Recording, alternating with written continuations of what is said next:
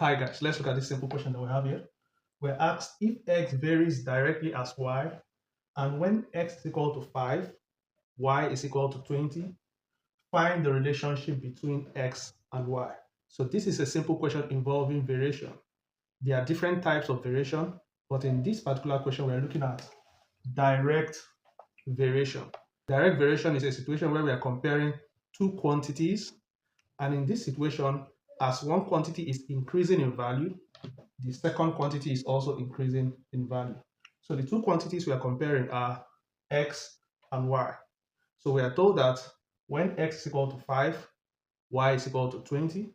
Now we are asked to find the relationship between them. So this is the way we are going to write the relationship. X is directly proportional to y. So this is the way we're going to write it. This sign is the proportionality sign. But we cannot go ahead to solve the question in this form. We have to convert this proportionality sign to an equal to sign. But for us to do that, we are going to introduce a constant that relates x and y. It is called the constant of proportionality.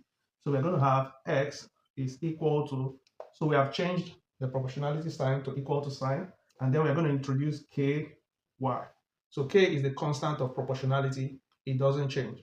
So when x is equal to 5, y is equal to 20. So we're going to replace x with 5, replace y with 20. So 5 is equal to 20k. So to get the value of k, we divide both sides by 20.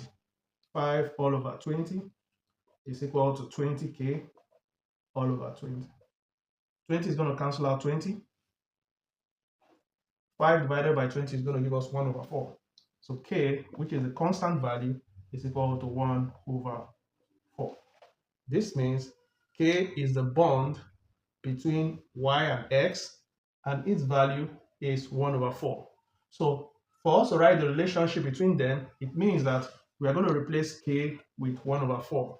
So x is equal to 1 over 4 y. We can write this in a simpler form.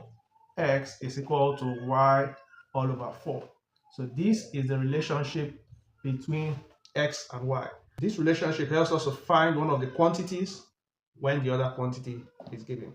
I hope you understood the lesson. If you did, don't forget to like the video, share with your friends, and subscribe to this YouTube channel for more maths content. See you in the next video. Bye.